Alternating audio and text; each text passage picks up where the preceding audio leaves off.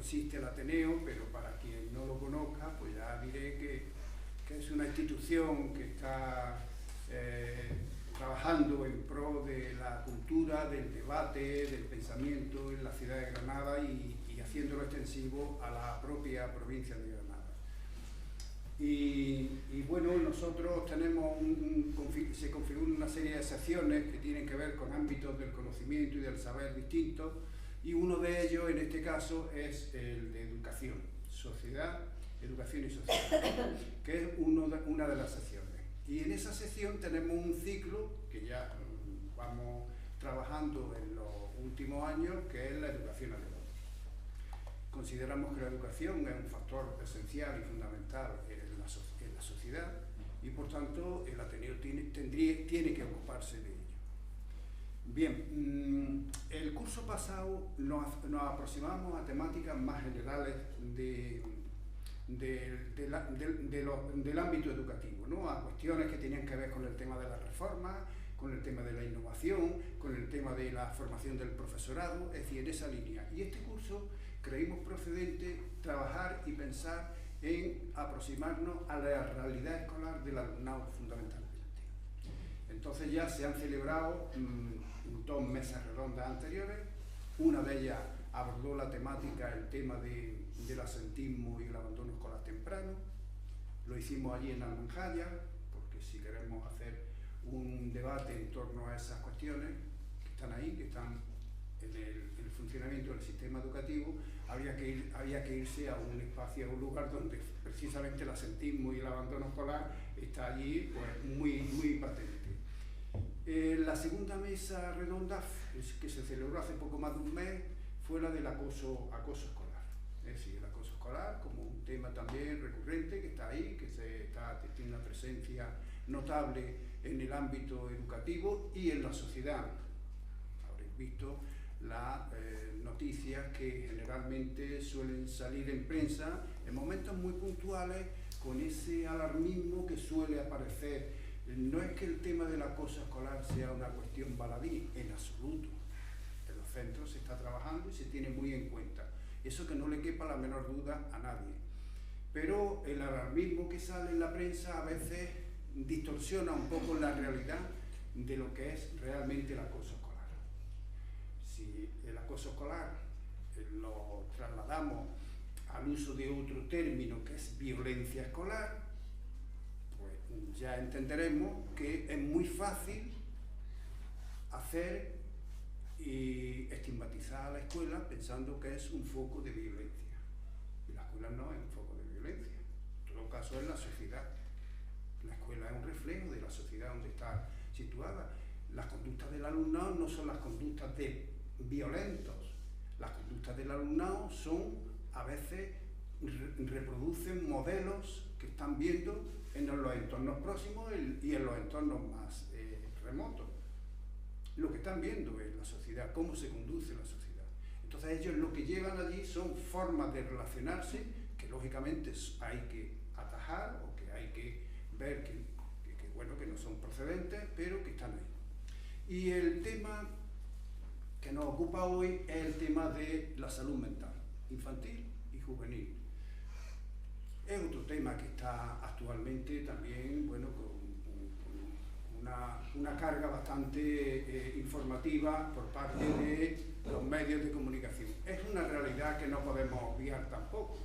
Es decir, el tema del bienestar emocional, de las situaciones de tensión que se producen en el ámbito personal, familiar y por tanto llegan hasta la escuela, pues son bastante preocupantes, todo hay que decirlo. Los que tenemos un contacto directo con la escuela, los que tenemos una información de primera mano que nos llega a través de la realidad escolar, vemos que es un fenómeno que en cierta manera le estamos prestando atención como debe ser, pero al mismo tiempo vemos que es un fenómeno que está en crecimiento. Es decir, hay situaciones que cada vez son más abundantes en el entorno escolar. ¿Por qué en el entorno escolar? Porque allí es donde cualquier problema del alumnado que pueda tener en el ámbito de la familia, en el ámbito del grupo de entre iguales, en el ámbito del espacio más próximo, se manifiesta allí. ¿Por qué? Porque bueno, allí ellos tienen que realizar una labor, un trabajo, tienen que relacionarse con el resto de compañeros y compañeras de su propio grupo de alumnos, del propio centro, y lógicamente este tipo de alteraciones personales y demás se ven y se reflejan ahí. Y eso se percibe y se conoce, y por tanto, de alguna manera hay que hacer algún tipo de actuación en este sentido desde la escuela también. Es decir, la escuela no puede estar al margen de la realidad social. La escuela no puede quedarse.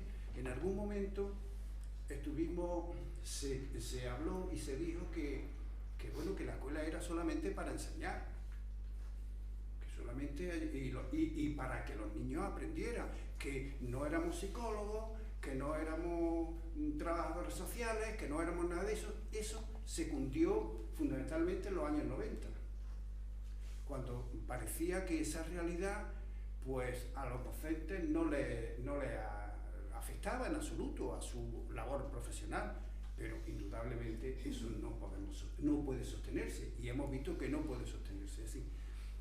Un docente no es evidentemente un psicólogo, ni un psiquiatra, ni es un trabajador social, ni nada de eso, pero de alguna manera está en contacto con un alumnado que necesita en un momento determinado una ayuda. El docente, la función tutorial, es inherente a la función docente.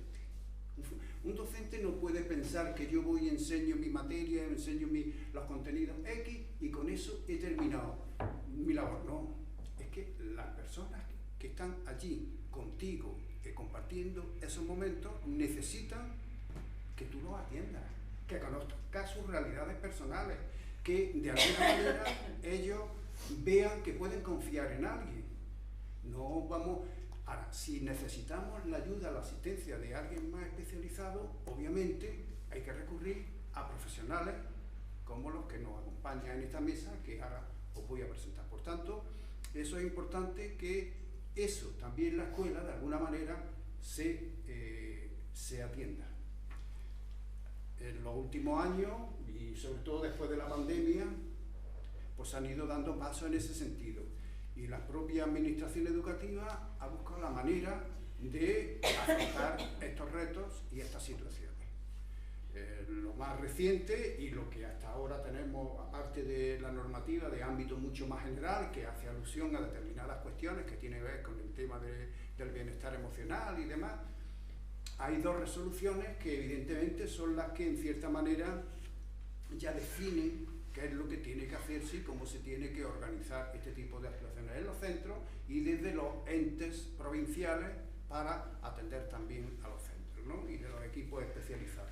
Una sería la resolución de 13 de julio de 2023, que habla sobre el tema del bienestar emocional.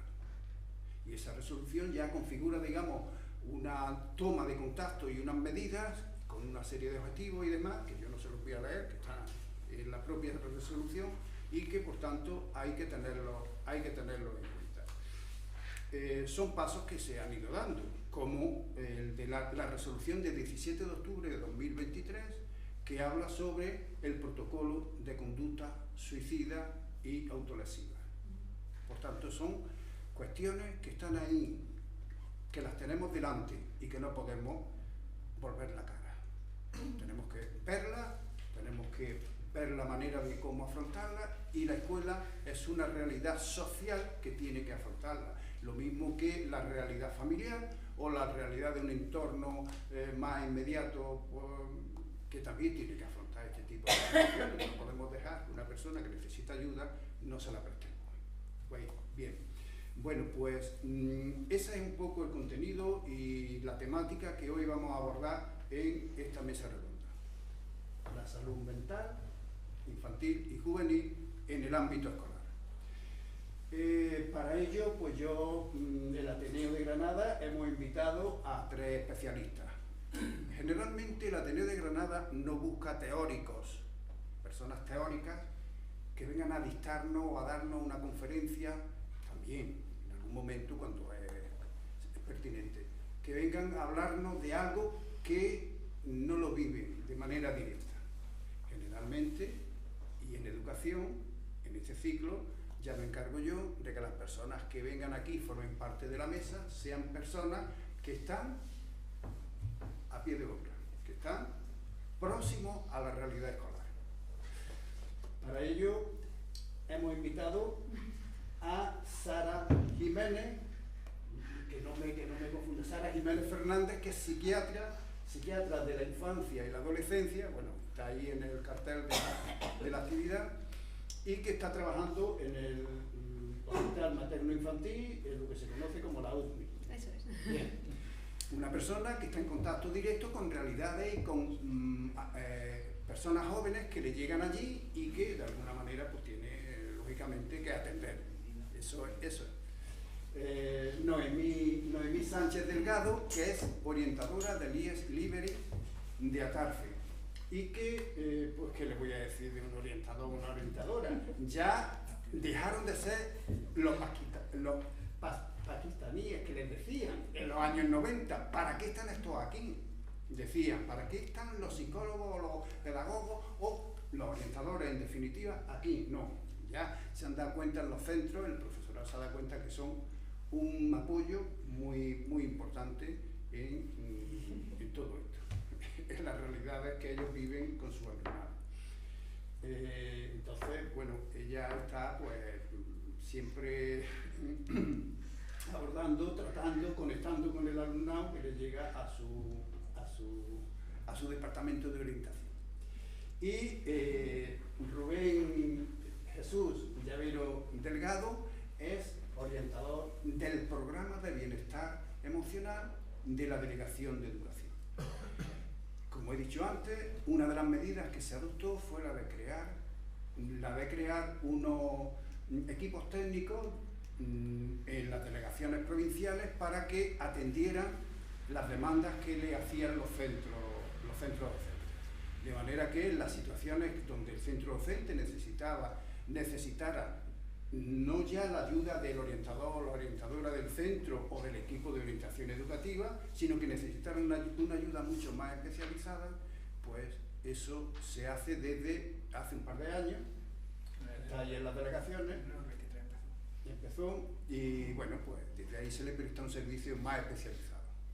Así que son 3 personas con valía, con competencia y que son las que nos van a hablar un poquito de esta temática que yo voy a introducir ya con esta previa que acabo de hacer directamente en una cuestión, un par de cuestiones que quiero que respondan.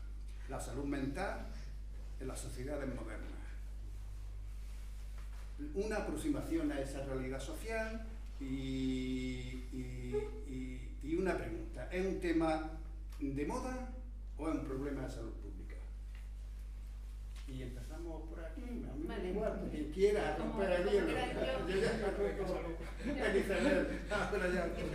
Bueno, pues como para entender a ver un poco si es un problema de salud mental, o sea, si es una epidemia, una moda, realmente un problema de salud mental o una moda, ¿no? Que es lo que se viene diciendo, leyendo un poco los datos, me encontré una frase de la OMS que me parece interesante, ¿no? Para acabar con el suicidio, para acabar con las enfermedades mentales, o por lo menos para intentar solucionar este problema, tenemos que concienciarnos de que esto es un problema de salud mental, ¿no?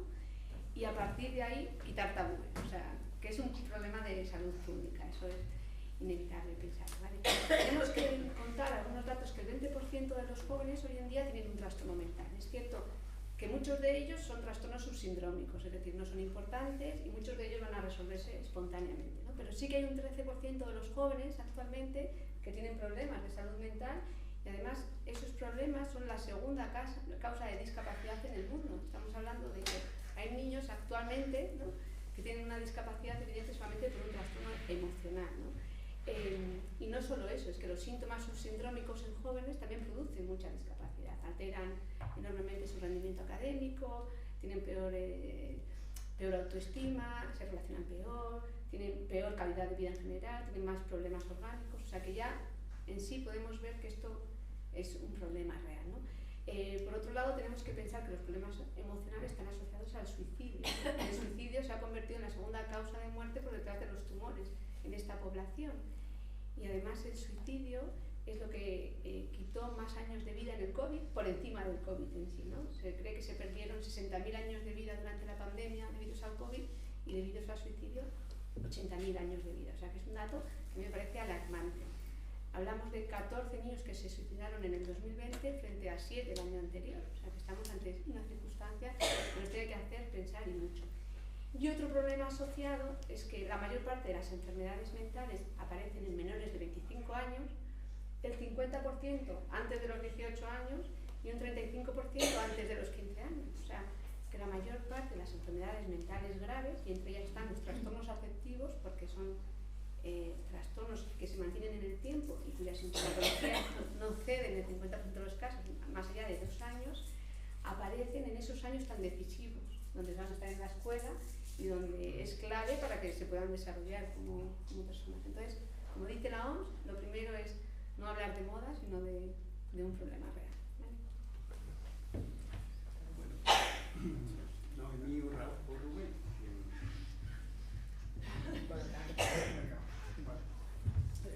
Bueno, yo soy Rubén. Acércate de Rubén. Primero agradecer la invitación al Ateneo. Muchas gracias por la presentación y por las palabras. Y bueno, retomando lo que se ha comentado tanto Antonio como la compañera, pues bueno, totalmente de acuerdo, ¿no? Estamos ante una situación de salud pública. Pero ya no de salud pública, sino que Está conectado. ahora mejor, ¿verdad? ¿Dónde va a parar? Como comentaba, ya no estamos hablando simplemente de salud, sino que estamos hablando de educación y de sociedad. De hecho, si la resolución que comentaba el compañero antes de prevención de riesgo de conducta suicida y autolesiones la sacan las 3 administraciones, las 3 delegaciones: delegación de salud, delegación de educación y de inclusión e igualdad. Entonces entiendo que esto tiene que ser un abordaje multidisciplinario de todas las áreas. Como decía Antonio, claro que esto repercute, ¿no? En la educación nos encontramos en nuestro día a día, estos trastornos, estas dificultades. Y por retomar así dos cosas, el tema que comentaba, ¿no? De cuanto más se hable, cuanto más se informe, mucho mejor. Y ahí empezamos ya a hablar de prevención. Dicen que lo que mata es el silencio en el suicidio. Y una de nuestras funciones dentro del programa de bienestar emocional que nos estamos encontrando a la hora de tanto asistir a los centros como a la familia o en general es desmontar esos mitos. Desmontar mitos como por ejemplo que el hablar del suicidio en un centro puede aumentar la probabilidad de esa conducta.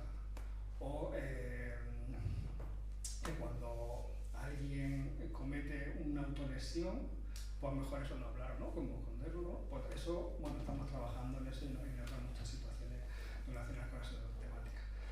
Y contestando a la pregunta, pues sí, o sea, es cuestión de salud pública. Por los datos, si queréis, en cuanto en relación al suicidio, pues como ha comentado ella, pues los datos preocupan y preocupan mucho. O sea, estamos hablando de que en el 2022 4.227 personas tomaron la decisión de quitarse la vida. En cuanto a la ascendencia y descendencia de estos datos en el ámbito escolar, es verdad que del 21 al 22, que son los últimos datos del Instituto Nacional de Estadística, a nivel infantil ha reducido, pero a nivel de adolescencia, de 15 a 19, lo que se comentaba, ha aumentado pues, exponencialmente. Entonces, bueno, estamos ante un verdadero problema. Y luego ya en diferentes intervenciones explicaré un poco qué estamos haciendo en los centros educativos en relación a eso. ¿Vale? Un paso.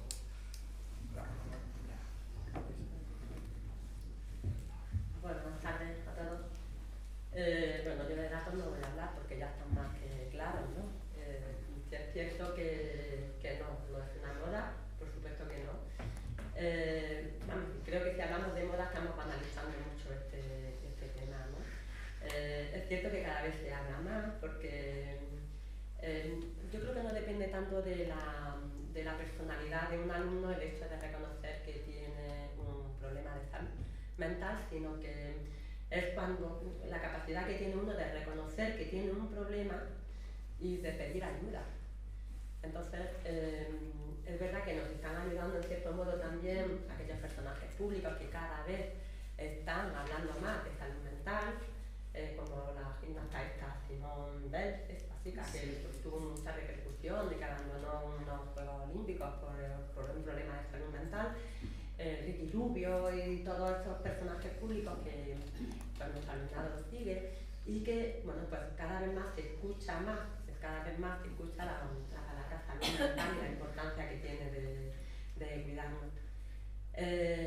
Queda mucho camino por hacer, obviamente. Aquí acabamos de empezar, como quien dice. Bueno, a lo largo de todas las charlas hablaremos de qué cositas podemos hacer, qué nos faltan, cómo podemos, pues de alguna manera darle cabida a esto en la educación y en la sociedad, por supuesto, pero no es un tema de moda, por supuesto. Es importante que se vea desde esta perspectiva, como ya han planteado las personas que nos acompañan en la mesa, y que se vea que realmente es un problema que está ahí. Y que por tanto, lo más importante que hay no es esconder y eludir los problemas, lo más importante es reconocerlo. Reconocerlo socialmente, pero que personalmente, individualmente, las personas también lo reconozcan. Cuando una persona es capaz de comprender que está en una situación difícil, complicada, del tipo que sea. En este caso hablamos de salud mental, pero podemos hablar de alcoholismo, drogodependencia o cualquier otro tipo de cuestión. Eso es un paso adelante fundamental para poder trabajar y poder encontrar una vía de solución. Bueno, sigo yo haciendo algunas preguntas aquí en voz alta. ¿De dónde creéis que puede venir este deterioro de la salud mental? En este caso, estamos refiriéndonos a infantil y juvenil. ¿De dónde creéis que puede venir ahora? ¿Cuáles podían ser un poco las causas? Si se puede apuntar algo, ¿qué repercusión puede tener o está teniendo esto en el ámbito escolar, en el alumnado, en su procesos de aprendizaje, por ejemplo, o en sus procesos de interrelación con el resto de sus compañeros de clase, de grupo, de... Sí. Bueno, pues, a ver, pienso que teniendo en cuenta como la avalancha de casos que están llegando tanto a salud mental como en las aulas, ¿no?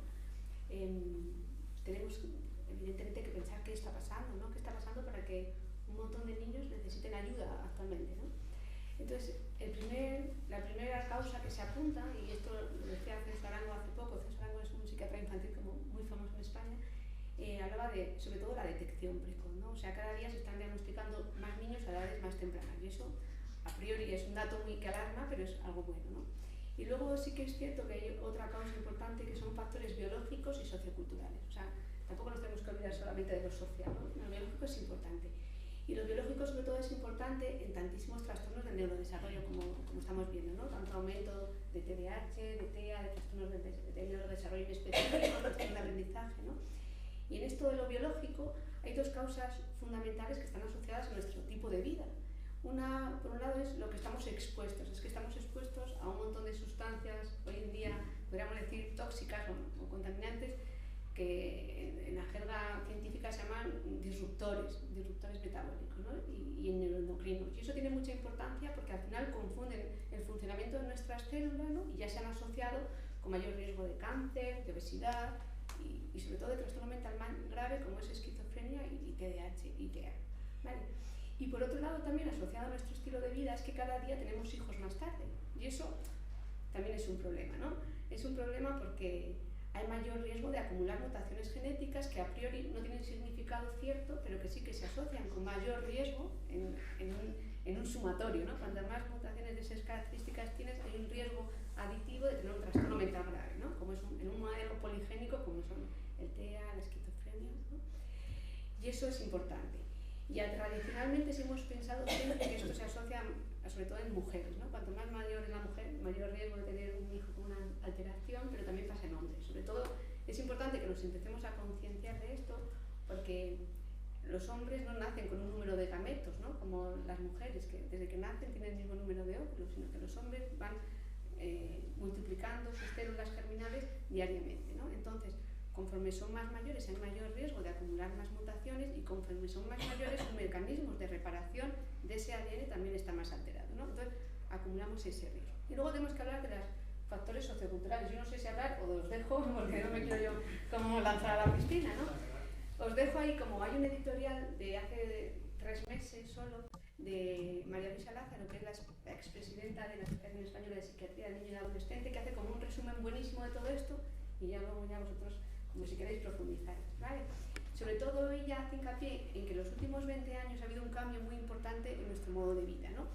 Es un cambio tan importante, pero a la vez tan lento que nosotros mismos no somos conscientes, ¿no? Porque yo ya he nacido dentro de ese cambio, o sea, es muy difícil y eso ha influido mucho en cómo nosotros criamos a nuestros hijos y cómo vamos a establecer el apego, ¿no? O sea, cuando un niño nace, lo más importante es cómo se vincula con sus padres y que a través de ese vínculo se cree, bueno, yo creo que aquí hay un experto más que yo en todo esto, pero bueno, se cree como una sensación, ¿no? en el niño de seguridad y de confianza en el medio y en uno mismo, es lo que llamamos autoestima. Y eso se aprende por los padres, pues como decías tú, cómo nos comportamos lo hemos aprendido en la casa, ¿no? Y esa seguridad de cómo nos comportamos lo vamos a expresar en nuestro medio.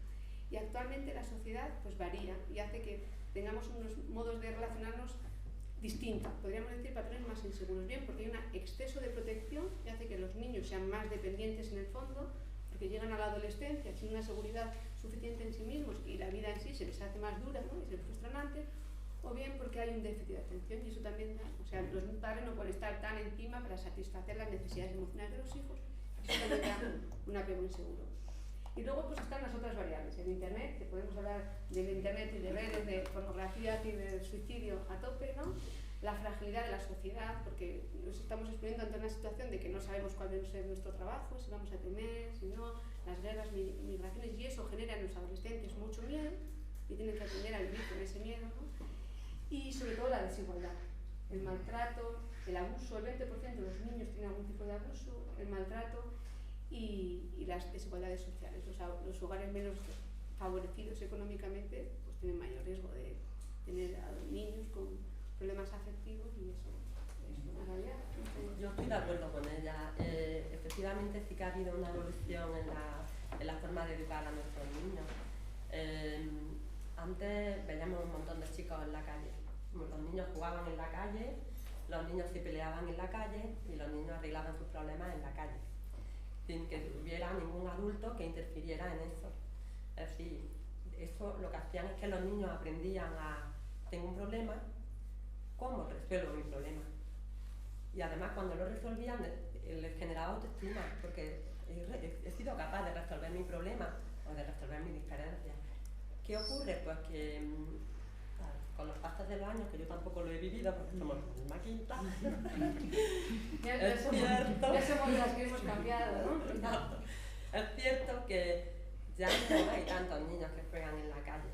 Y si lo hay, es en un espacio muy seguro, en el que siempre está el adulto muy pendiente de con quién se interacciona mi hijo, qué problemas tiene mi hijo, para yo intervenir en el mismo momento en que mi hijo está teniendo un problema para resolverlo yo.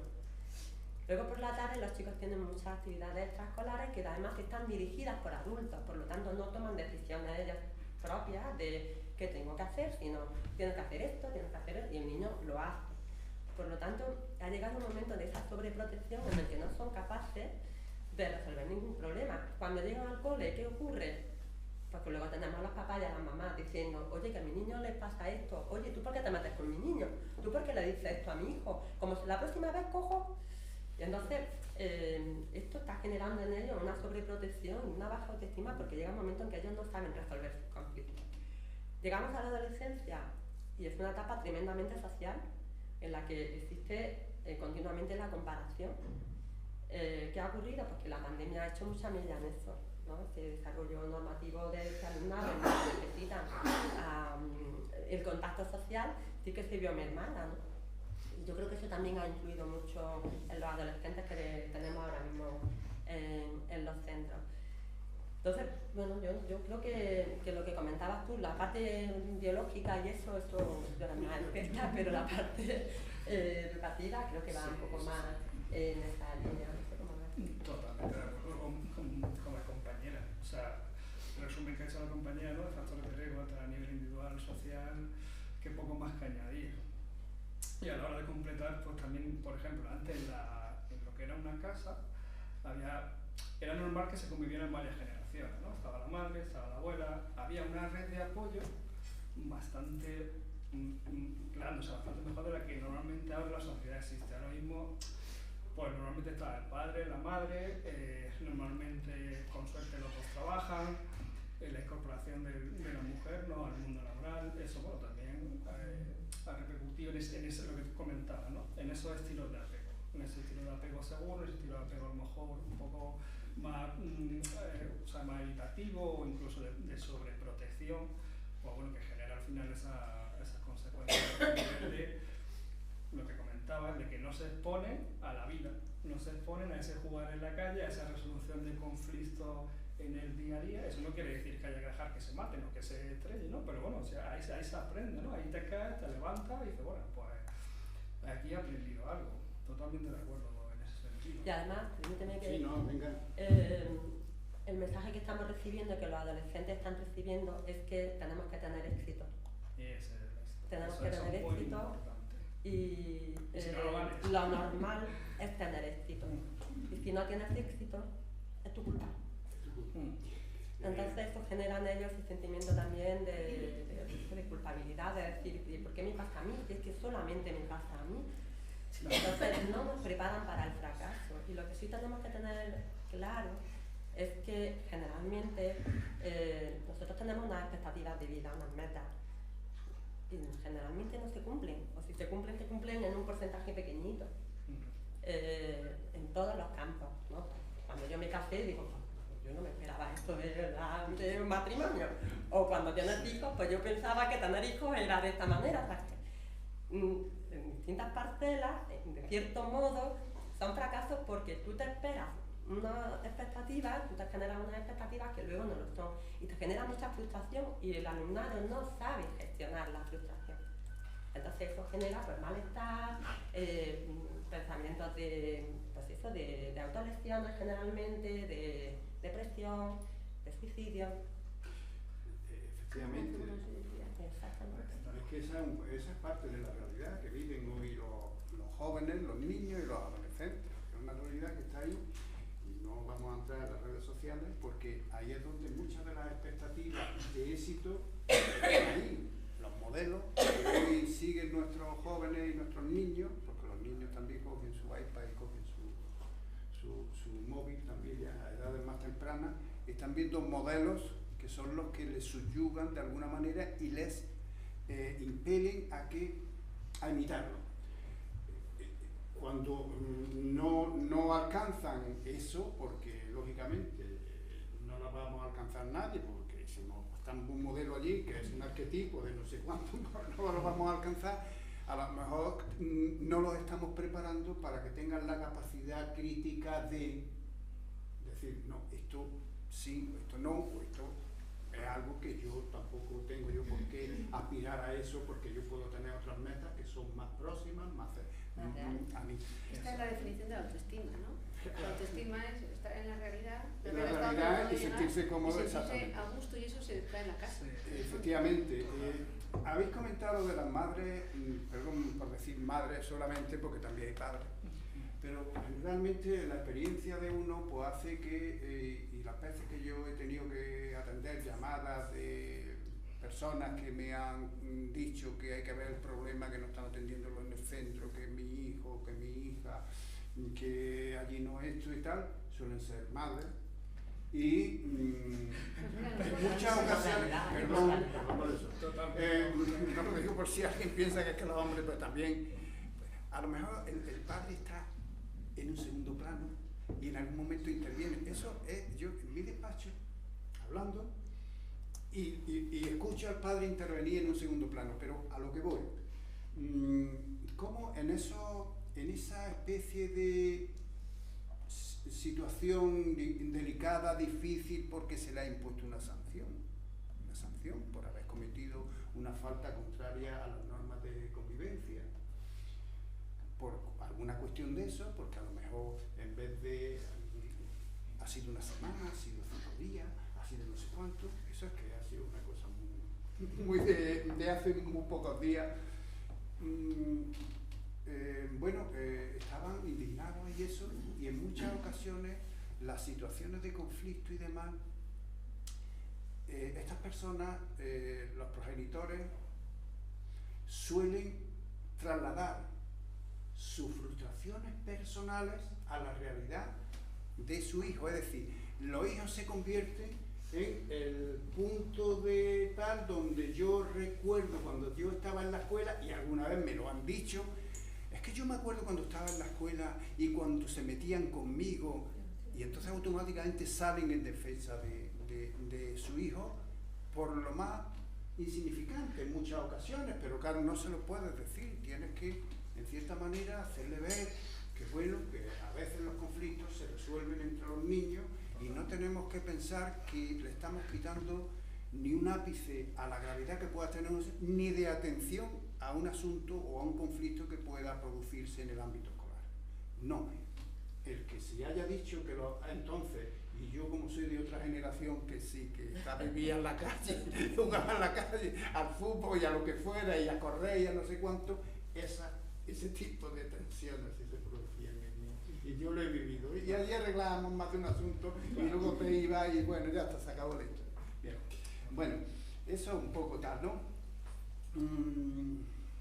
Y bueno, vamos a echar la culpa a alguien, vamos a echar la culpa a alguien del por qué este deterioro que estamos observando y demás, ¿no? ¿A quién podríamos culpabilizar en cierta manera de este deterioro que estamos observando en el ámbito infantil, que hace que nos sonroje en cierta manera a todos? Y bueno, y si hay alguien a quien podemos decirle o algún entorno que podamos decir que bueno, que son en cierta manera culpables de esta situación, si es un problema que les afecta a ellos también o no, o es solo para de la escuela. Entonces, ¿a quién le decimos que hagan el favor de comportarse de otra manera en el ámbito social? Porque no vamos a estar en la escuela flagelándonos continuamente y diciendo hay que ver, vamos a resolver los problemas, vamos a no sé cuánto, con los medios que tenemos, que son muchos, pero son los que tenemos. Y la vocación que de la escuela es una vocación de educar en valores y todo eso. Sí, y eso es lo que hacemos. Y lo hacemos bien, pero ya llegamos hasta donde llegamos. Hombre, yo creo que la culpa de todo lo tienen los inspectores de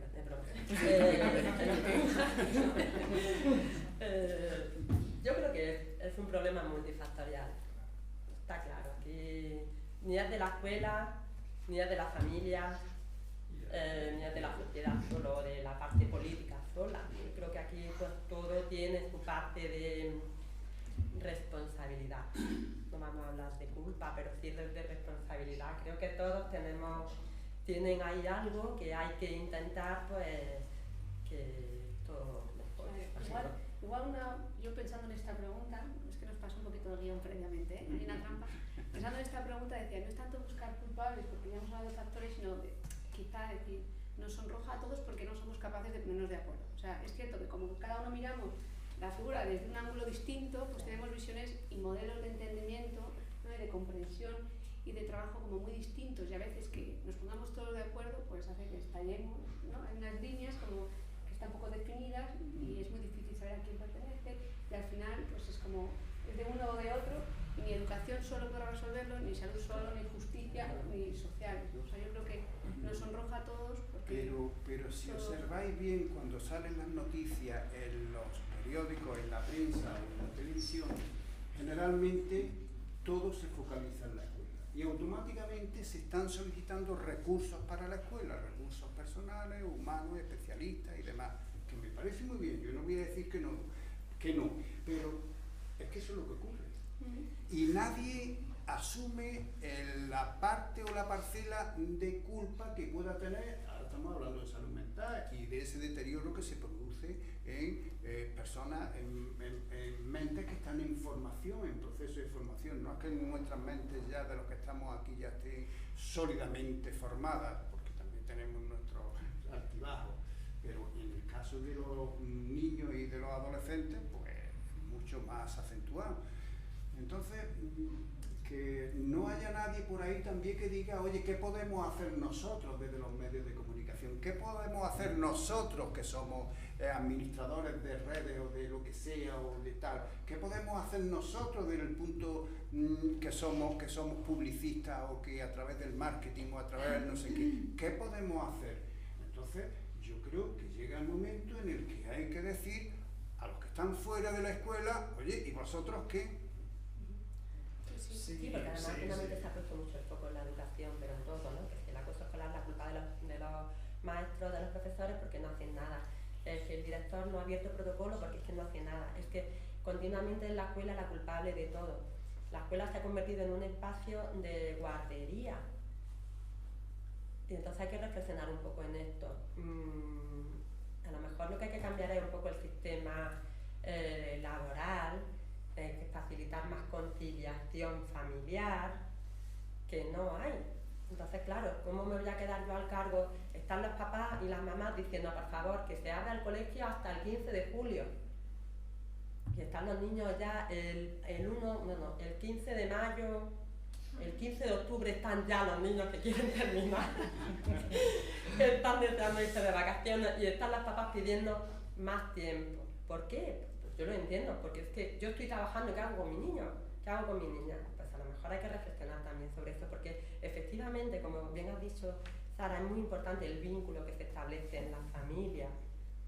Y desde pequeñitos tenemos ese vínculo sano en la familia, pero si yo voy corriendo como las locas que no llego a nada, porque tengo que ir a mi trabajo mañana y tarde, luego tengo que ir a la compra, que si tal, que si no, mi marido igual, estamos todos corriendo, pero al final mi hijo se queda aparcado.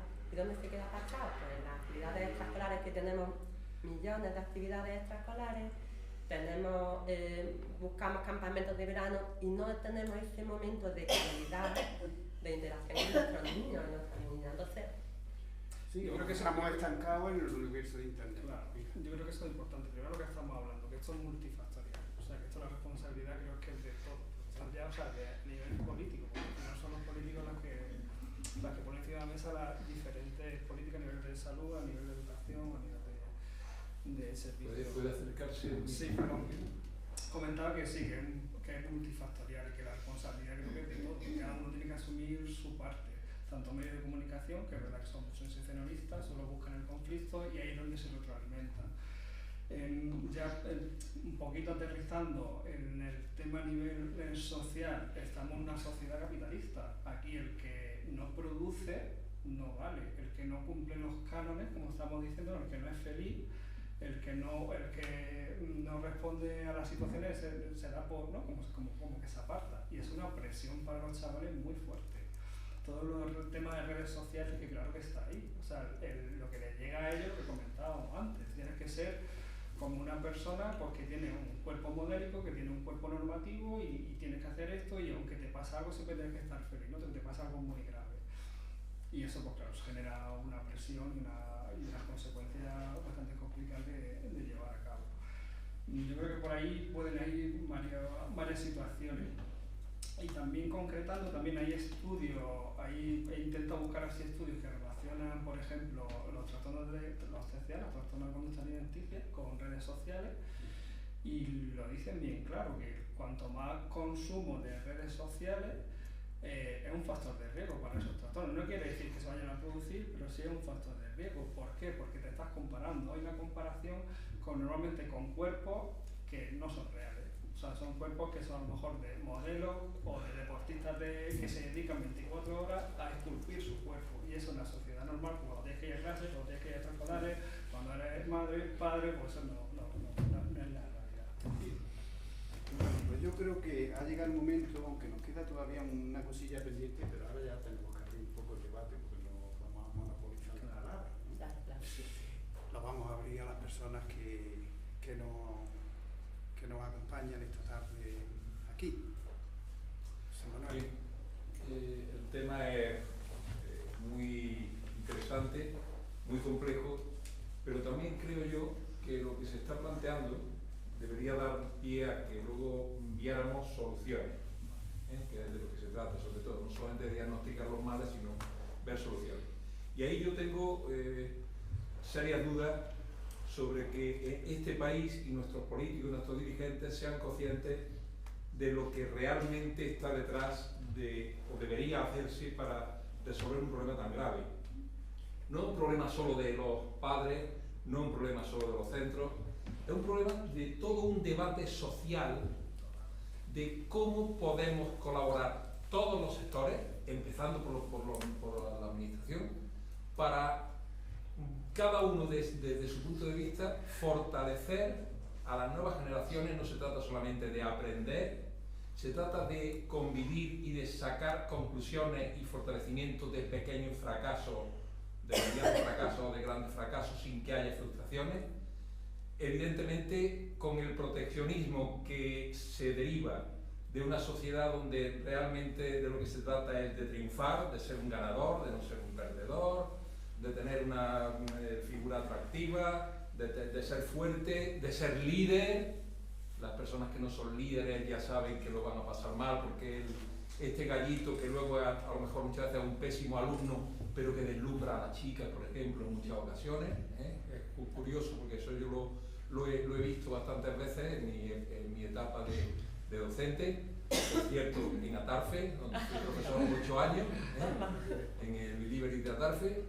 Entonces yo creo que falta lo que yo he reclamado siempre, que es que no puede ser que este país haga un debate completo, importante, sobre el alcoholismo, sobre las drogas, sobre los embarazos no deseados, sobre el terrorismo, sobre todo, absolutamente todo, sobre el medio ambiente, y que la educación nunca sea motivo de un debate completo, importante, fructífero y enriquecedor, y que pueda resolver de verdad, concienciando a todo el mundo de cuál es el papel, no ese de proteccionismo. Hoy mi niño, claro, a mí me pasó todo esto, pero yo a mi hijo o a mi hija voy a protegerlo, voy a tal. Oye niño, ¿qué deberes tienes mañana? Pues de tecnología me ha puesto tal cosa. Oye, ¿y qué tal? Pues no sé hacerlo. Venga, pues vamos a echar un ratito y hacemos al final el proyecto de tecnología. Y es el padre el que hace el proyecto de tecnología, y el niño entre celofanes al día siguiente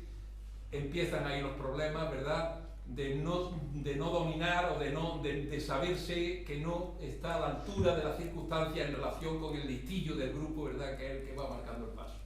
Entonces yo creo que es un tema tan complejo que yo exigiría a nuestros políticos y a los partidos políticos que quieren supuestamente mejorar la sociedad, que de verdad abran el debate y se haga un programa completo, importante, de qué debe hacer la sociedad en todos sus estamentos para que las nuevas generaciones crezcan de otra manera y se formen de otra manera, con los apoyos de otra manera, pero también sabiendo que detrás de las asignaturas y detrás de un montón de cosas hay que fortalecer, hay que hacer personas autosuficientes que sepan convivir con los pequeños fracasos y con los conflictos de la vida, que eso es lo que nos espera a todos luego, o lo que les espera a ellos en su edad de adulto.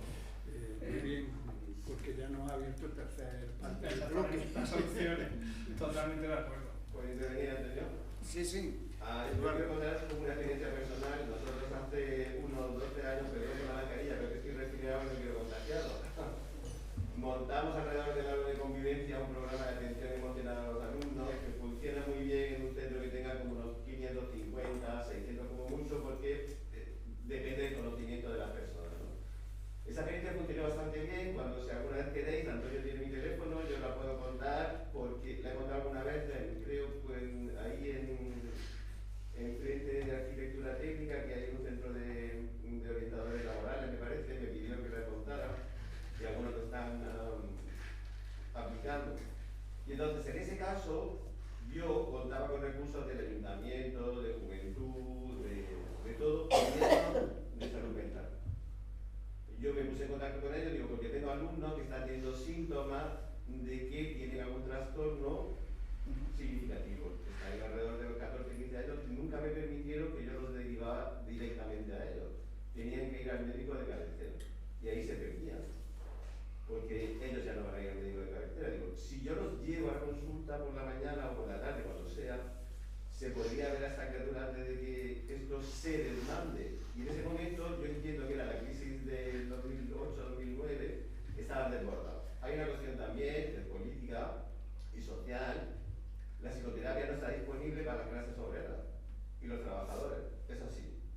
nuestra radio, ahí los conflictos los tenemos que atender desde la escuela.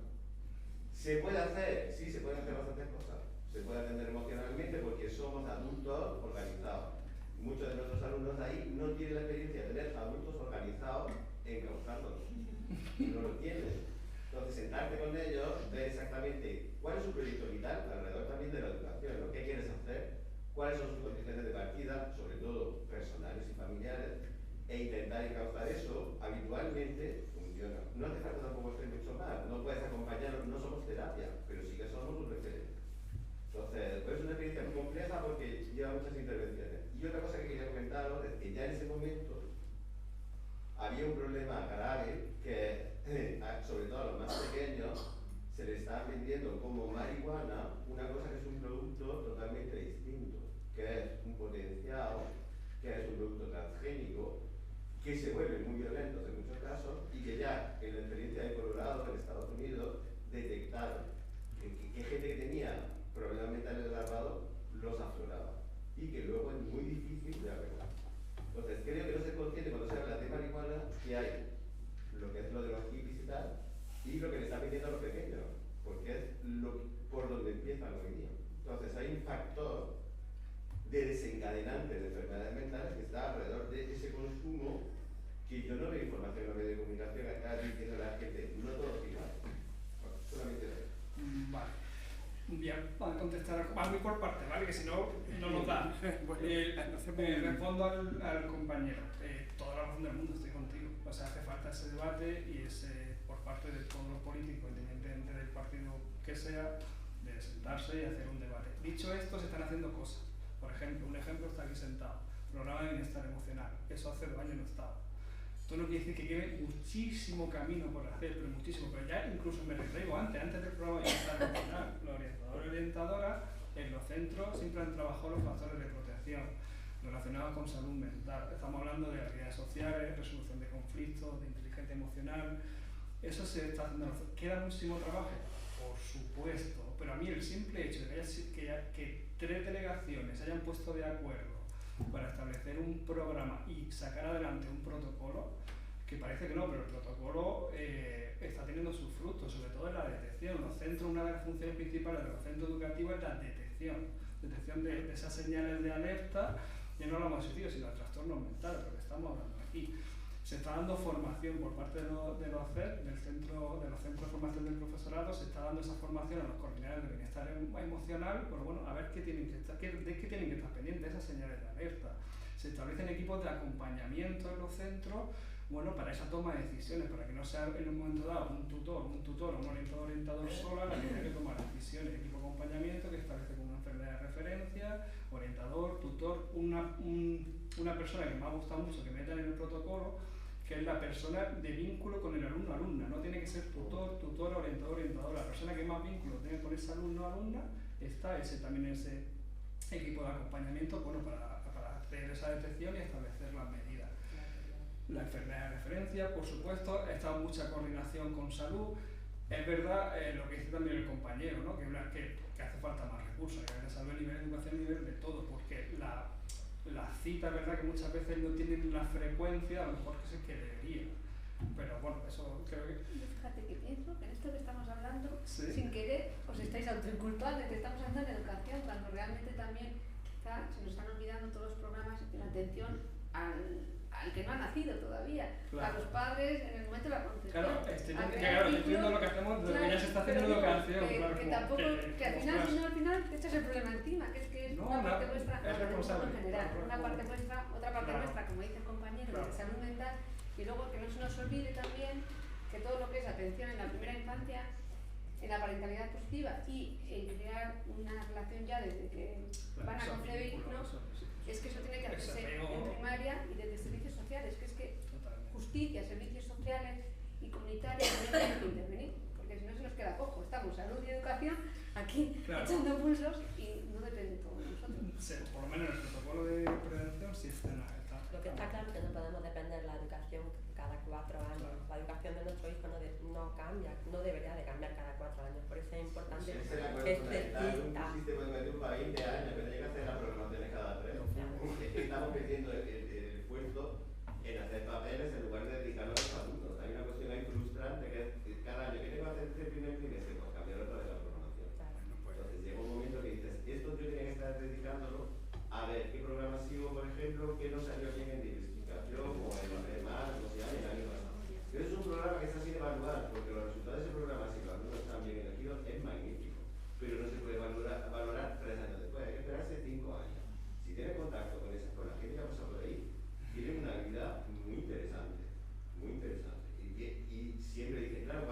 ayudaron, llegamos.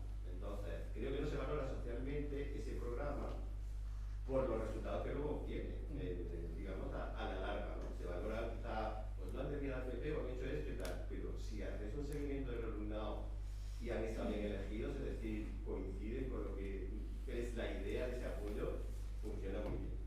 Es un dinero muy bien invertido. Entonces, ahí hay cuestiones que a veces se valoran en el inmediato y no se ve en el largo recorrido. Pero efectivamente, hay una cuestión ahí, es que todos los que damos clase y nos gusta nuestro trabajo, sabemos que muchos de nuestros alumnos no tienen problemas académicos, tienen problemas afectivos y no podemos mirar por otro lado. Sería muy interesante que tuviéramos un marco que nos permitiera poder facilitar la expresión de ese tipo de conflictos y no estar nosotros haciendo, que creo que es una queja de todos los docentes, pues papeles. Dedicamos muchísimo tiempo a los papeles en lugar de sentarnos con la gente y hablar con ellos. Que ahora no se quieren de nosotros. Pero bien, los papeles que son virtuales ahora, pero bueno, antes eran físicos, pero papeles, muchos papeles. Jesús.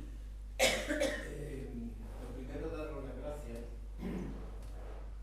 no solo por lo bien que lo habéis planteado en este acto del Ateneo, sino también por vuestro trabajo cotidiano. Me parece que tenéis un mérito increíble y que la pérdida de autoridad que ha tenido la figura del maestro en los últimos años, a pesar de eso, os gusta vuestro trabajo, tenéis vocación de servicio y eso es siempre digno de reconocer cuando salís de la escuela y venís a la sociedad. Así que felicidades y gracias. A ver, yo no conozco una sociedad que no se la tenga que ver con la enfermedad mental. Desde los griegos, la enfermedad mental forma parte de nuestra vida. La esquizofrenia no existió hasta 1850, creo. Antes se llamaba de otra manera. Y Michel Foucault hizo la historia de la locura precisamente para enseñarnos que al loco siempre se le margina. Es decir, aquel que no está en la racionalidad de la época se le metía en la infructífera nave y se le ponía a navegar por medio Europa. Ahora ya, en vez de eso, lo que hacemos es medicación, que cuando hace falta hay que tomarla, no hay que hacerse el héroe cuando se trata de la angustia es real. Lo que decimos, la angustia no engaña, es como don algodón, y cuando aparece hay que combatirla aunque haya que hacer el pino por la oreja. Lo digo porque en muchas ocasiones, como efectivamente ha dicho el compañero hace un momento, lo que es el abordaje, lo que es la contención de estos primeros problemas que tienen los niños y los jóvenes, no hay un marco que lo acoja. No tenemos un marco regulatorio de los conflictos que ahí se producen. ¿Qué sabemos? Sabemos que hay niños que son los síntomas de la pareja, que son los síntomas de la familia. Eso no es lo peor, eso es un futuro neurótico. Es decir, un futuro de personas normales como nosotros. Y lo peor es cuando el niño o el joven es el objeto de la familia. Es la cosa, es lo que queda afuera, es lo que se expulsa. Y eso sí, que por conductas determinadas se detecta, por ejemplo, en la escuela. Y demasiado hacéis desde ese punto de vista de acogerlos todas las mañanas a las 9 y de soltarlos a las 2 cuando no hay actividades extraescolares, porque efectivamente la familia tiene que trabajar. Porque efectivamente estamos en una sociedad, en esa misma mesa, hace 3 meses estuvo sentada Marta Carmona. Marta Carmona ha escrito un libro con Javier Padilla, que es el actual secretario de Estado de Salud, que se llama Malestamos. Y hablamos precisamente de ese malestamos que es poliédrico, porque hay que ver no solo los factores sociales y los factores psicológicos, sino también los factores biológicos, como ha dicho la compañera hace un momento, y desde ese punto de vista, el trabajo que vosotros hacéis es un trabajo que es digno de reconocimiento precisamente por eso, porque estáis inventando maneras de hacer con la enfermedad mental, que es consustancial y estructural a todo tipo de sociedad. Que ahora haya haya evidentemente, como vosotros decís, una avalancha, es que es absolutamente justificado. Vivimos en la sociedad del miedo. Vivimos en la sociedad en la que ya el concepto de realidad no es el mismo que hace 20 años. Y el concepto de realidad en muchas ocasiones es justamente el diagnóstico diferencial entre un loco y yo. Y luego, por último, estamos también en la época del narcisismo de masa. Estamos en la época en la que el selfie manda sobre el concepto de realidad. El éxito al que había hecho referencia en el momento, yo esta mañana cuando he visto que en la primera página del Ideal estaban felices porque hay jóvenes empresarias. ¿Pero qué quieren hacer de nuestra vida? ¿Un rendimiento? ¿Qué quieren hacer de nosotros? Proletarios de por vida. La ideología desde ese punto de vista está creando formas de sufrimiento. Son formas de sufrimiento nuevas, que una de sus características, al menos en mi experiencia, es la adicción. No solo la adicción a las sustancias, como en los años 80, es la adicción a las redes, adictos a las redes. Ahí en esa misma mesa también hablamos en su día de la pornografía como tutorial de las relaciones entre los sexos. Es decir, todo eso nos hace pensar que efectivamente lo que estáis inventando, como ha dicho el compañero ahora mismo, o vuestro trabajo cotidiano, tiene un mérito, al menos para mí, increíble de qué bueno soy ante un gigante que es una auténtica avalancha de malestar en este momento. Y sin olvidarnos también que efectivamente tenemos que los niños vienen con una mochila emocional, pero los profesores también.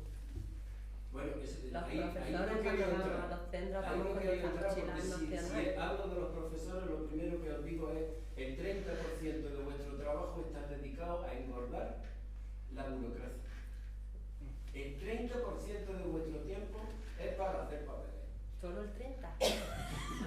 Vamos por el 40. Quizás más. Pero que esta mochila emocional es cierto que es verdad que muchas veces no somos conscientes. Incluso nosotros como profesores, muchas veces, yo como orientadora, hay compañeros que le digo, ¿estás bien? ¿Cómo estás? Vienen, claro, pero porque nos venimos con muchos problemas de casa todos, los niños, los adolescentes, los profesores, los maestros, todos. Y es verdad que es muy importante ese espacio de escucha, ese espacio de decir, pues mira, pues no estoy bien, no estoy mal, necesito tomar un café, pero vamos tan corriendo, no que tengo que hacer los papeles, no que tengo que rellenar el protocolo, no que tengo no me miren, no me miren, por favor. Yo no mando que se hagan los papeles. Yo amortiguo que se hagan determinados papeles. Quería dar un rayito de luz. Bueno, el paradigma del emprendimiento y del espíritu emprendedor y todo eso está en curso dentro de lo que sería la filosofía actual de los nuevos modelos educativos que hay. Y entonces nos hace que todos seamos emprendedores. Y bueno, ¿y quién no es emprendedor? ¿Y quién va a ser el no emprendedor para que pueda seguir los proyectos de los emprendedores? Mira, es un galimatías tremendo. Pilar, perdón, es que tenía la mano.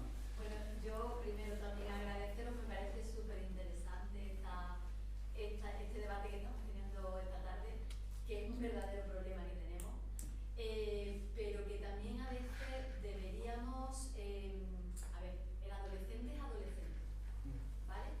Entonces el adolescente es una persona que tiene altibajos, no es emocionalmente estable, ¿no? Hay que partir de esa base. Y creo que muchas veces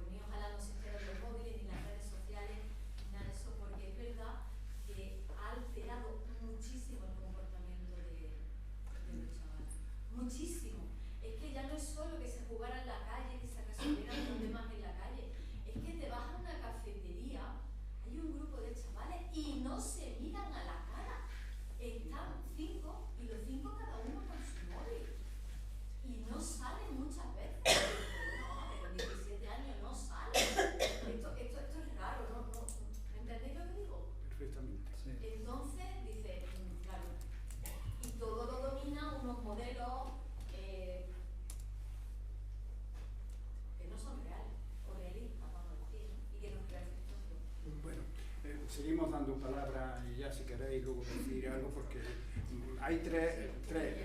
Sí, bueno, primero agradecer al Ateneo el proponer esta mesa redonda y a los participantes también felicitaros por la labor que estáis haciendo. Yo me he dedicado a la enseñanza toda mi vida laboral en distintos puestos y bueno, y creo que es que esto crea adicción, porque yo cuando vi el tema dije yo voy y no, ahora mismo no ya estoy jubilada, ¿no? Y reflexionando sobre el tema, yo he tenido 2 hijos y ahora mis hijos tienen hijos. Como yo he podido educar a mi hijo, ha sido mucho más fácil que lo que mi hijo están educando a los suyos.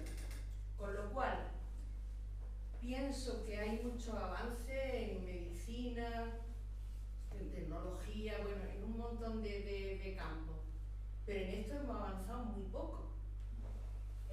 Nosotros casi siempre podíamos comer con nuestros hijos, con lo cual era fantástico porque no había televisión, comíamos en la cocina, no había televisión, hablábamos de cómo le había ido en la escuela, de cómo le había ido en el instituto, de qué le había pasado, pero había cosas que no nos explicarían seguro, mejor también no enterarnos, pero ahora lo tienen muchísimo más difícil, con lo cual yo me planteo que hemos avanzado.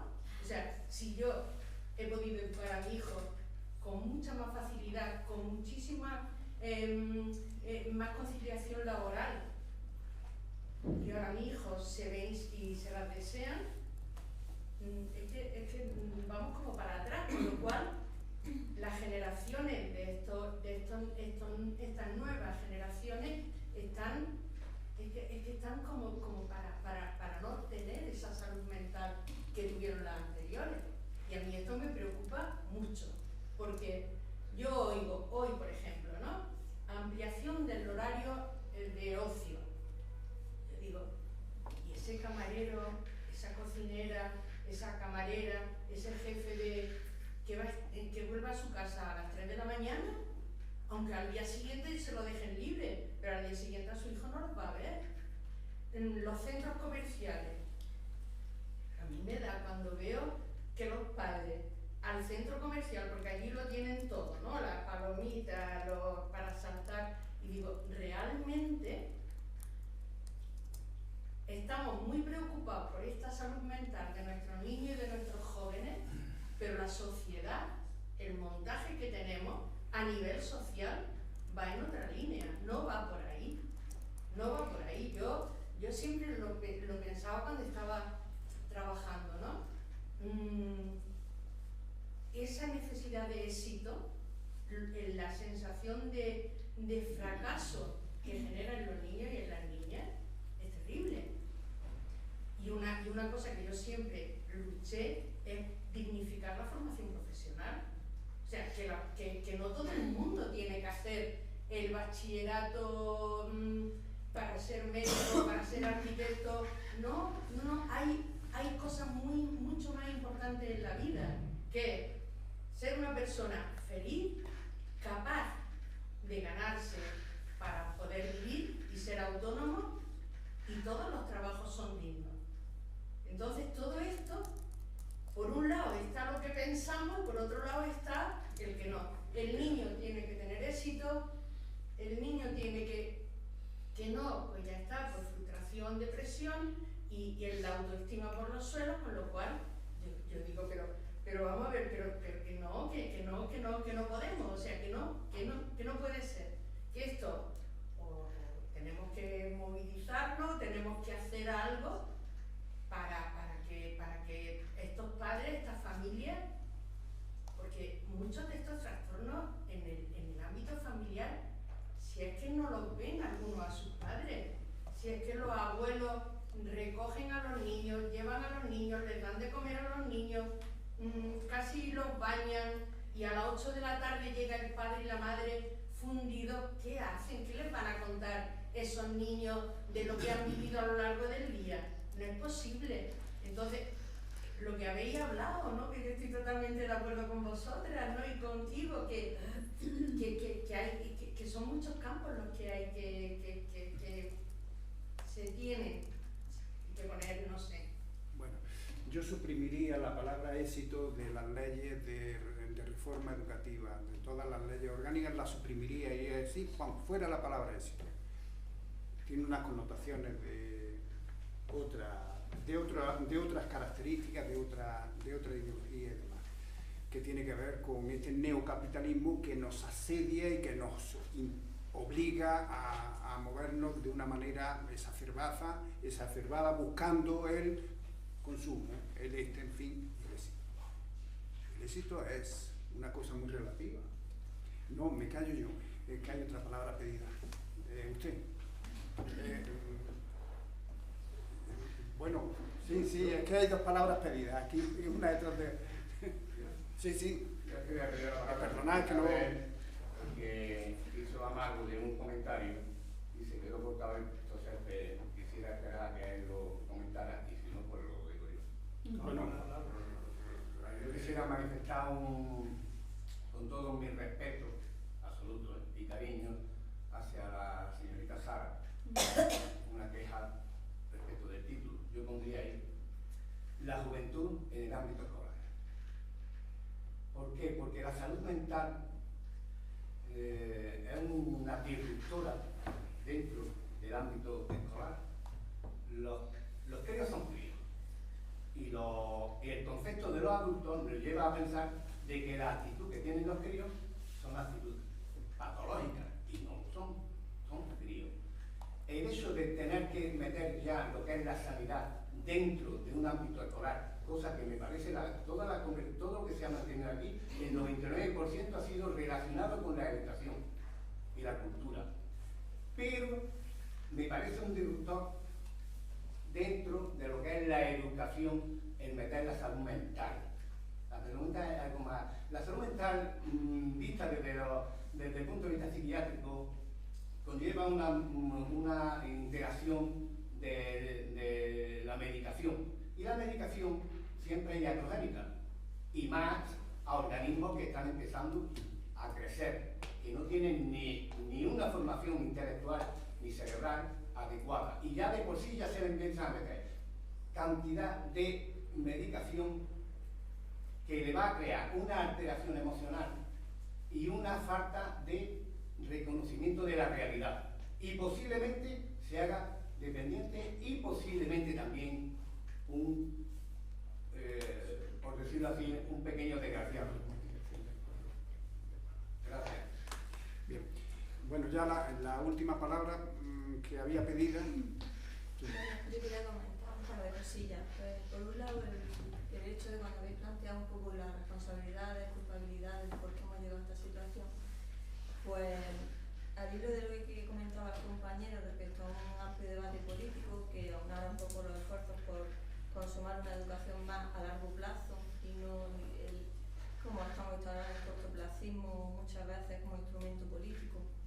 El hablar de la fragilidad que tiene nuestro sistema de protección social como una pieza clave para entender cómo países como los países nórdicos que potencian en la atención desde la familia a la primera infancia dotan de recursos precisamente para proveer a las familias de ese carácter protector que muchas veces nos quejamos en estas mesas, ¿no? Incluso apuntamos como sobreprotección, etc.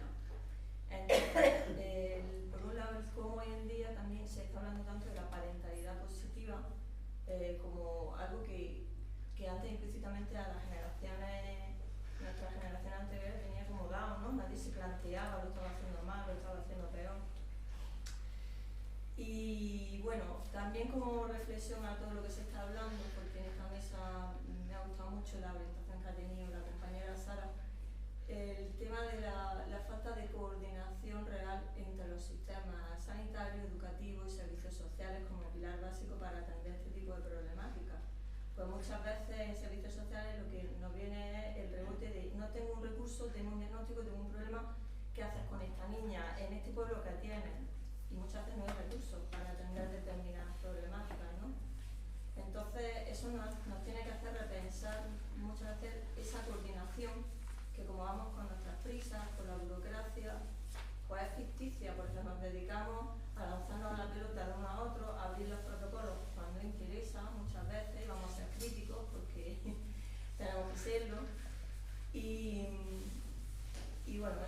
algo que podemos todos, desde nuestra profesión, mejorar. Esos protocolos y esa coordinación efectiva que debiera darse. Y luego, por otro lado, me gustaría, puesto que desconozco cómo se está instaurando, según la ley esta orgánica, la LUPIB, de la ley 8/21, en la figura de los coordinadores de bienestar y los delegados de protección a la infancia y la adolescencia que se tienen que consolidar en los centros educativos. Me gustaría conocer porque en teoría eso está ya en desarrollo, en fin, que se me aclara. Bueno, lo que vamos a hacer es que ahora ya pues respondáis un poquito en todas estas cuestiones que se han planteado o las reflexiones que se han hecho. Así, pues damos la palabra. Venga. Yo vengo como madre, vosotros venís como atención global, social, pero el nacimiento de esas personas que van a tener una salud buena, una salud mental buena o una salud mental patológica, va naciendo desde el útero, desde que el niño empieza a vivir en la familia. Yo ahí habría puesto una persona que también es una institución súper importante, que es la institución familiar. Porque es que antes de que los niños vayan a la escuela, los niños pasan un periodo en el que conviven obligatoriamente, aunque los padres no puedan, obligatoriamente tienen que vivir con los padres, y son los padres los que van a influenciar muchísimo si esos padres están bien capacitados para darle esa información. Si no están bien capacitados y lo que hacen es llevárselo a algún restaurante, ponerlo enfrente de un móvil para que el niño se entretenga con el móvil, pues poco le pueden transmitir esos padres. Y entonces, claro, el niño empieza a concebir una realidad muy diferente a lo que realmente es la realidad. Y la concepción de la realidad la estamos cambiando. Yo veo que esto es una locura desde muy, muy pequeño, que es que estamos concibiendo la realidad con unos patrones muy equivocados, y así es que no se va a poder llegar a ninguna parte. Yo hablo como madre que he pasado ya por esa etapa, porque ahora me tocaría ser abuela, no sé si llegaré a hacerlo, porque los hijos no están yo pienso que casi afortunadamente hay muchos que no están pensando en procrear, porque para procrear lo que nos vamos encontrando, yo pienso que es una equivocación tener un hijo, ¿no? Porque a los hijos yo creo que hay que ayudarles a pensar y a razonar y a concebir la realidad real que tenemos como seres humanos, y se nos ha olvidado eso. Entonces yo veo que hay graves problemas antes de tener problemas mentales a los que hay que acudir a un médico. Están creándose unos graves problemas en los niños porque la interpretación que tienen de la realidad es muy equivocada. Y entonces quiero lanzar algo positivo, que es que nos olvidamos de que hay casi un 80% de niños que son súper sanos y súper buenos. O sea, que aquí tenemos como todo el rato viñetas súper tóxicas de la vida, y claro, al final nos quedamos en la viñeta y estamos demonizando toda la vida. Y luego hay unos niños estupendos que mis niños son estupendos, para decir su madre, pero que hay niños estupendos también que se han criado con pantallas, que han visto internet, que han sabido decir que no a las cosas, y justamente eso es lo que tenemos que potenciar, que los niños aprendan a decir que no a las cosas, que los padres les enseñen a decir que no a las cosas. Y me ha encantado algo que han hecho en la intervención, de que es cierto que hay una parte de la sociedad que nos inculca a vivir en ideales, y un ideal es algo que te pones ahí como modelo súper exigente, que nunca vas a alcanzar y que te crea una angustia tremenda y que te hace estar todo el día frustrado, y que eso es lo que tenemos que enseñar a nuestros hijos, ¿no? La realidad, que la realidad es que somos normales, con nuestras ventajas y nuestros inconvenientes, y eso lo tenemos que apoyar en las familias. Pero que no se nos olvide que el 80% de las familias son estupendas y lo hacen todos los días, y también lo quiero decir, porque si no parece que solo hay niños con el móvil, ¿no? Que es cierto que el móvil es súper... que ha venido y las redes, que las redes, a mí esto me preocupa mucho, ¿no? Porque cuando nosotros nos relacionamos con alguien, liberamos oxitocina, que es la hormona de las relaciones, que es la hormona que nos invade cuando tenemos un hijo y que nos hace que lo veamos y digamos, me lo como porque es estupendo y que estemos súper enamorados de él. Pero es que esa oxitocina también se libera en una pantalla, y cuando tú ves una relación con una pantalla y además consumes algo que te estimula, estás generando dopamina y te haces adicto, y como tienes una autoestima muy frágil, te enganchas a esa sensación, y a partir de entonces tu cerebro cambia. se confunde y vas a tener relaciones por pantalla no para relacionarte con otro, sino para satisfacerte tú. Y yo creo que eso es justamente lo que tenemos que intervenir en las familias, ¿no? Tener el concepto de que las relaciones sociales y la autoestima y el saber decir que no y el saber pensar y el poner los pies en la tierra se adquiere en la casa y que en el cole tenemos que hacer ese segundo proceso que es en la adolescencia, que se amplía el campo, que los hijos se separan de los padres, gracias a Dios, y crean sus propios pensamientos y que ahí están los colegas, ¿no? Que les incitan maldades, los profesores que les dicen te cojo de la oreja, un poco para que puedan ser personas independientes de nosotros, porque si no fuesen independientes también sería un problema, ¿no? Que nos engancharían para siempre y serían niños pues con una fragilidad y una tendencia a hacer enfermedades mentales graves importantísima, ¿no? O sea, yo lanzar la lanza esta, ¿no? Echar la lanza del positivismo también un poco, ¿no? Es que quiera ser happy, pero hombre, también rescatar un poco. Yo lo que añadiría sería, no es posible que además de todo lo que hacéis, se creara también una escuela de padres donde pudieran la comunitaria, se tiene que potenciar la comunitaria, ¿no? Que haya escuela de padres, incluso antes eso sería estupendo. La presencia de los padres en este debate, en estos debates del Ateneo, siempre suele estar presente. La FAPA siempre es parte de las mesas redondas del Ateneo en el tema educativo, él está aquí. Y lo de las escuelas de padres, pues bueno, pues a ver si alguien es capaz de conseguir que una escuela de padres tenga éxito, porque es que las escuelas de padres en muchas ocasiones van los mismos padres y no van otros padres que necesitarían ir a las escuelas de padres. Pero, sí, venga, sí. Y lo último del tratamiento, ¿no? Que aunque yo soy psiquiatra, vengo en representación de la salud mental, entonces tampoco quiero pensar que todos los niños con la salud mental requieren un tratamiento. Cuando el tratamiento hace falta, es que hay que ponerlo. Esa es la primera razón. Y es que hay niños, gracias a Dios, un porcentaje muy pequeño que necesitan un tratamiento. Independientemente de eso, cuando hablo de trastornos afectivos, porque fundamentalmente lo que necesitamos es fomentar factores protectores, disminuir factores de riesgo para que los niños generen sentimiento de coexistencia, de conexión, ¿no? De bienestar unos con otros.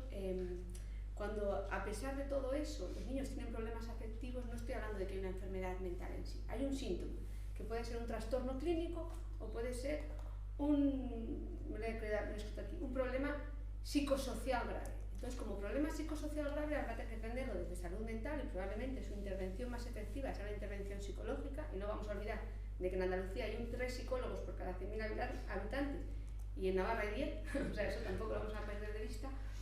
Tenemos que hacer una intervención psicológica, pero también tendremos que intervenir con los otros estamentos, que van a ser servicios sociales, colegio, justicia, enfermera referente, enfermera del centro de salud, un grupo de apoyo social, que puede ser el club de lectura, la parroquia.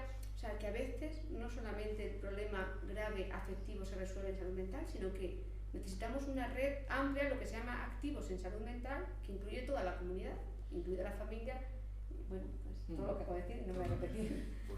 Era eso, yo quería saber tú dices que por cada no sé cuántos cientos hay 3 psicólogos. Y yo digo que por cada niño hay una familia que lo avala y que esa familia es la primera que debe de encontrarse en este mundo para ayudarlo. Pero cuando hace falta algo más, ¿no? Cuando hace falta algo más, la familia tiene que estar preparada. Y luego, claro, por supuesto, si la familia no le da, pues tiene que ser la sociedad. El mundo de algo. Está claro que un niño no viene ni con un pan debajo del brazo ni con un libro de instrucciones. Eso está claro. Entonces, es cierto que... Pero yo estoy totalmente de acuerdo con lo que dice Sara, de que tenemos muchos alumnos y muchas familias muy implicadas. Pero sí es verdad que tenemos otro tipo de alumnado que cada vez se habla más de salud mental y es cada vez más evidente este problema. Yo como cuando hablaba la compañera de tema de adolescencia, obviamente la adolescencia es una etapa en la que hay una línea muy fina entre determinar qué es lo normal en una adolescencia. Porque yo le pongo muchas veces a mis alumnos en una viñeta que tengo por ahí de una montaña rusa y pone la frase, anda, mira mis emociones. Y entonces cuando se lo hablo con ellos y tal, y digo, mira, ¿qué te dice esto? Y se ponen a leerlo y pues sí, pues es verdad, porque unos días estamos bien y otros días estamos mal. El problema está en que ellos tratan de esconder cuando están mal y se agobian mucho cuando pasan unos días mal, este sentimiento de tristeza o de lo que ellos llaman las emociones negativas, que no lo son, están como que yo no puedo estar triste, que a mí la sociedad me exige que yo tengo que estar contento, que tengo que venir siempre con una energía, con una sonrisa en la cara siempre, yo tengo que contestar siempre bien, yo tengo que tener éxito en todas las parcelas, tengo que ser bueno en matemáticas, tengo que ser bueno en lengua, tengo que ser bueno en deporte, tengo que ser bueno. Y entonces es como ese agobio de no reconocer que hoy pues no estás al 100, hoy estás al 50 o estás al 30 y no pasa absolutamente nada. Y es normal y además debes de estarlo. Entonces, claro, hay una línea muy fina en esto, ¿no? Pues cuántos adolescentes responden y no están de acuerdo con las normas sociales o las normas de las familias, ¿no? Y están continuamente rebatiendo, ¿y esto por qué? ¿Y esto por qué? Y ya no vale, porque lo digo yo. Ya no vale esto, ya tienes que explicarle el motivo del por qué esto no es así como tú quieres, sino como te viene establecido. Incluso el tema de la comparativa constante con el alumnado, como decía el compañero, ¿no? El tema de los trastornos de conducta alimentaria, estamos siempre viendo también una imagen que es un canon de belleza que tiene que ser el que cumplimos. Afortunadamente eso está evolucionando. Porque es verdad que ya está habiendo distintos cánones de belleza, afortunadamente, pero es cierto que eso pues a ellos les genera mucho malestar. Yo creo que también el problema puede ser que cuando llega, porque yo cuando tengo adolescentes con padres, anda hija, qué tontería, porque esto es que es una tontería. A lo mejor es una tontería para ti como madre, como adulto, puede ser una tontería, pero ellos desde la edad de adolescente lo están pasando mal. Entonces hay que validar las emociones de los adolescentes y acompañarle en ese proceso con esa escucha activa, acompañarle, pues mira, yo entiendo cómo estás, que esto se te va a pasar, o en qué te puede ayudar, cómo podemos hacer para mejorar la situación.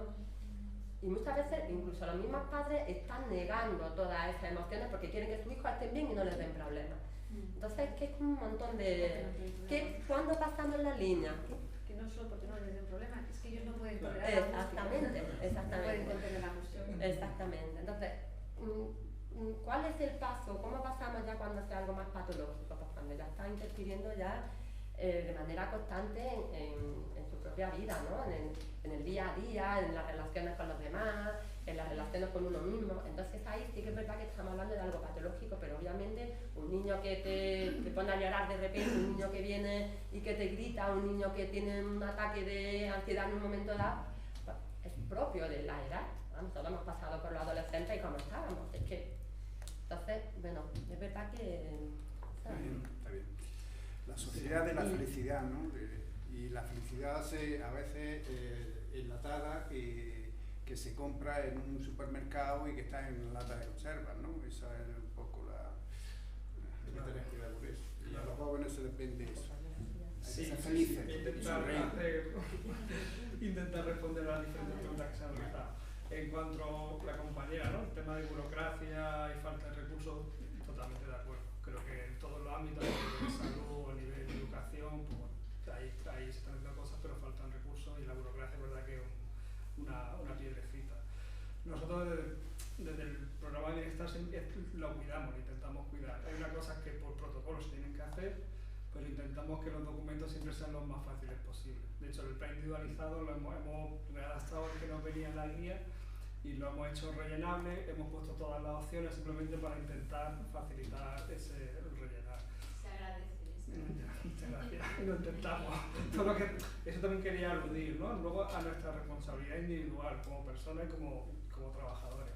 Que es verdad que hay muchas cosas que no dependen de nosotros, que están más relacionadas con política y demás, que totalmente de acuerdo en que yo voto por unas políticas centradas en la persona, directamente en todos los ámbitos, más que centradas en otras situaciones.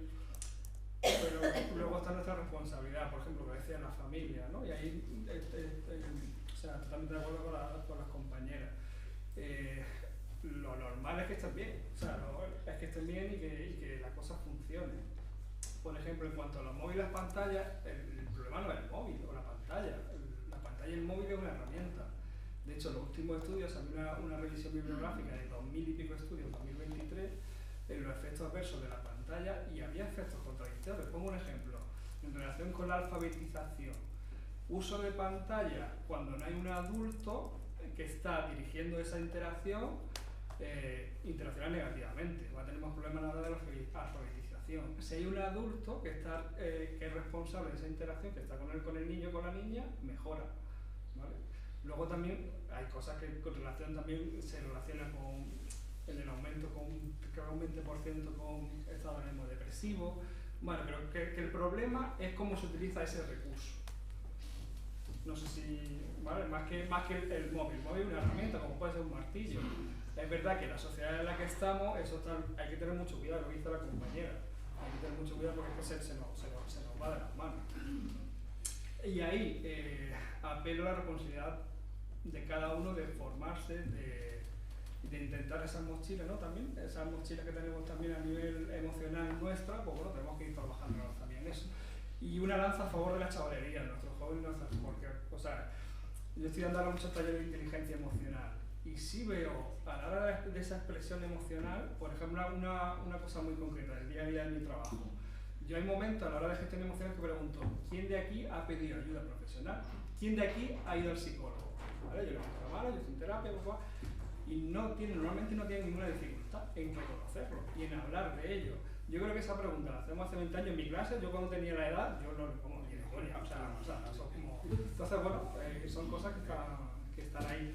Y para terminar, en relación con el coordinador de bienestar, es una figura que ya está en los centros, que de hecho ya está dentro del equipo de acompañamiento y que están funcionando. De hecho, se ha realizado una formación específica para los coordinadores de bienestar, para dotarles de esa habilidad, de esa formación para las funciones que van a tener en los centros. ¿Pero es alguien interno del centro? Sí, alguien interno del centro. Normalmente se aconseja que sea del equipo directivo, una persona que tenga continuidad en el centro, que tenga esa habilidad, esa formación en el centro. Sí, ya está instalado. ¿Y los delegados de protección a la infancia y adolescencia, que también son...? Ahí no sabría responderte. No sé si Antonio tiene información. Ahora mismo eso está en ciernes, porque claro, acabáis de aterrizar en las delegaciones provinciales, bueno, territoriales se llaman ahora, son de territorio.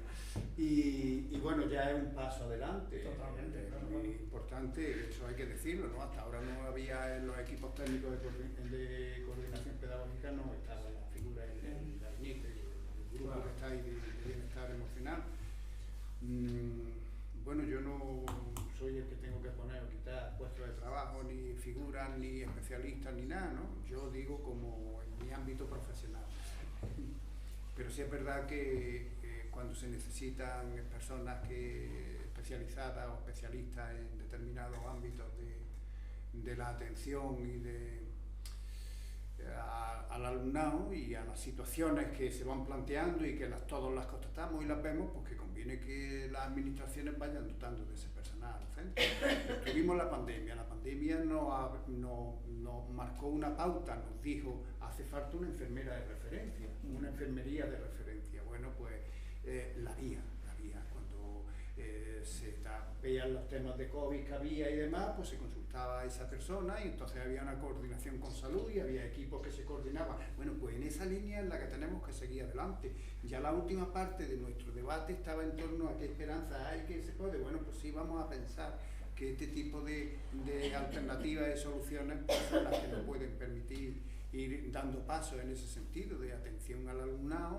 En este caso que estamos hablando de salud mental, en otros casos podemos hablar de temas de acoso escolar y en situaciones esas que están en los centros, que están ahí, que obviamente hay que atenderlas y que es parte de nuestra obligación. Otra cosa es que externamente pues no hagan lo que tienen que hacer otros agentes sociales que también educan en la sociedad actual y que tienen responsabilidades en ese sentido. Porque bueno, yo antes he hecho así como he lanzado, he hablado de publicistas, he hablado de tal y tal y cual, y bueno, pues esos son los que también en cierta manera hay que apelar a ellos, a los medios de comunicación, son fundamentales para la formación de la opinión pública y al mismo tiempo para la creación de ese sentido cívico que tenemos que tener los ciudadanos con respecto a todo este tipo de situaciones y fundamentalmente de la escuela, que es un pilar básico de las sociedades en todo tiempo y actualmente pues es fundamental, ¿no? Porque es donde se están formando a los jóvenes y a los niños. Bien, yo no sé, porque ya hemos estado un ratito bastante notable aquí y veo que si hay alguna palabra más, pues atiende la palabra y si no, pues ya vamos cerrando la mesa redonda. Yo no sé si las personas que yo hemos invitado del Ateneo, que han dado la talla total y que de verdad con un conocimiento de causa, y como decía al principio, aquí preferimos traer a personas que estén en el día a día, que estén ahí, porque aparte de que están formados y son personas que pueden darnos y decirnos, pues conocen la realidad. Y la realidad es fundamentalmente conocerla, es fundamental conocer la realidad de manera que las soluciones o la interpretación o el análisis que hagamos sea una cosa que esté ajustada a lo que todos los que estamos aquí pensamos y conocemos también, ¿no? Si alguien viene y nos está contando una milonga, pues a lo mejor no nos sirve, pero si nos están hablando personas que están ahí trabajando a codo con el alumnado, con sus problemas, que llegan, que les exponen, que les dicen, pues bueno, es fundamental que estén aquí y ellos nos hayan ilustrado en esto. Así que darle las gracias a Sara, a Noemí y a Rubén, y ahora les vamos a hacer un obsequio. Vamos a hacer un obsequio porque Jesús, que es el presidente del Ateneo, va a venir con los libros, que es la historia del Ateneo, que se los brindamos, se los damos siempre, se los damos siempre a las personas que vienen aquí al Ateneo para que conozcan el Ateneo. Es un estudio de la historia del Ateneo, aquí está. Está ahí. Perfecto. Parte de Muy bien, pues que muchísimas también gracias.